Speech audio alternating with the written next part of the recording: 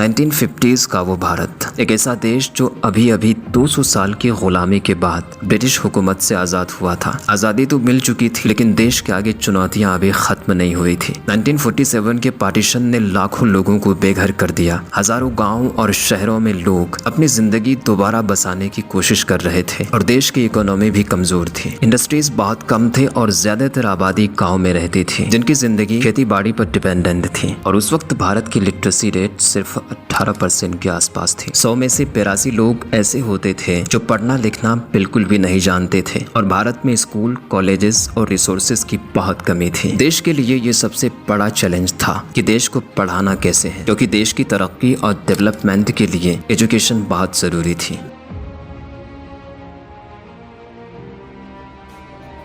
आज हम 2026 में बैठकर आर्टिफिशियल इंटेलिजेंस और मॉडर्न स्किल्स के बारे में बात करते हैं, लेकिन हमारा माइंडसेट, क्लासरूम स्ट्रक्चर्स और स्कूलों का माहौल आज भी उसी एजुकेशन सिस्टम को फॉलो करता है जो सिस्टम अंग्रेजों ने आगे इंडिया में बनाई थी। इंडिया में आज भी उसी एजुकेशन सिस्टम को फॉलो किया जाता है जिसकी बुनियाद अंग्रेजों ने रखी थी। ब्रिटिश हिस्टोरियन थॉमस मैकॉले ने साल 1835 में ब्रिटिश एजुकेशन पॉलिसी को पूरे देश में लागू किया, जिसका मेन मकसद भारत के लोगों का विकास नहीं बल्कि ब्रिटिश एम्पायर को मजबूत करना था, ताकि लोग पढ़ लिख कर उसकी गुलामी कर सके। अंग्रेजों को ऐसे पढ़े लिखे इंडियंस चाहिए थे जो ऑफिस वगैरह का काम कर सके और इंग्लिश बोल सके, और इस पॉलिसी से अंग्रेजों को एग्जैक्टली वही मिला जो वो चाहते थे, कम सैलरी पर काम करने वाले क्लर्क जो उनकी गुलामी करे।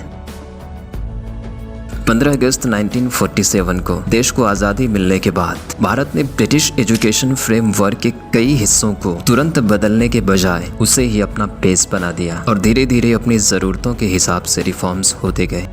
आज अगर आपको अपना स्कूल छोड़कर सीधे 1950s के स्कूल में भेज दिया जाए तो आप शायद वहां एक दिन भी नहीं टिक पाए। ना इंटरनेट, ना कंप्यूटर और ना ही आज की तरह ऑनलाइन लर्निंग। देश के ज्यादातर स्कूल और क्लासरूम्स बिल्कुल सिंपल हुआ करते थे। क्लासरूम्स में ना स्मार्ट बोर्ड्स होते थे और ना ही प्रोजेक्टर्स, सिर्फ एक बड़ा सा ब्लैक बोर्ड, लकड़ी की बेंचेस और डेस्क। कई जगह बच्चे बेंचेस की जगह जमीन पर बैठकर पढ़ते थे। बिजली और पंखे जैसी बुनियादी सुविधाएं भी ना के बराबर हुआ करती थी।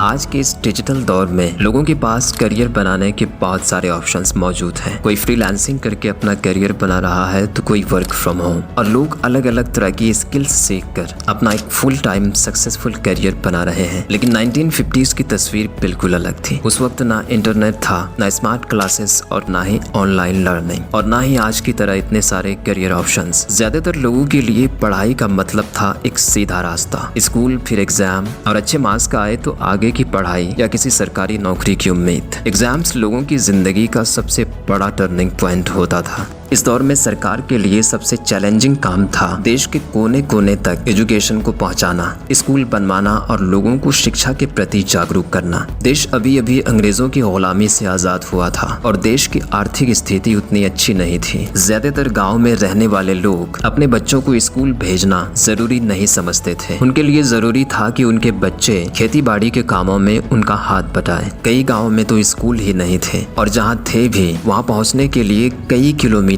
पैदल चलना पड़ता था, और कई जगहों पर तो खुले आसमान के नीचे पेड़ के साये में बच्चे जमीन पर बैठकर पढ़ते थे। देश में लिटरेसी रेट कम होने की वजह से टीचर्स की भी बहुत कमी थी। कई गांव में तो एक ही टीचर सभी क्लास के बच्चों को एक साथ पढ़ाते थे। लेकिन इन सब के अलावा उस दौर की सबसे बड़ी चुनौतियों में से एक थी लड़कियों की पढ़ाई। आज ये बात आपको आम लग सकती है, लेकिन 1950s के दशक में देश के ज्यादातर हिस्सों में लड़कियों की एजुकेशन को उतनी अहमियत नहीं दी जाती थी। लोगों का मानना था कि लड़कियों की असली जिम्मेदारी घर संभालना होता है और कम उम्र में ही अपनी बेटियों की शादी करा देना बेहतर समझते थे। यही कारण था कि उस वक्त वुमेन्स लिटरेसी रेट मात्र 8 से 9% के आसपास थी। लेकिन अगले कुछ दशकों के दौरान सरकार ने नए स्कूल खोले, लड़कियों की पढ़ाई को बढ़ावा देने के लिए कई कदम उठाए और समाज की सोच भी धीरे धीरे बदलने लगी, जो भारत की एजुकेशन की कहानी को एक नई दिशा दी।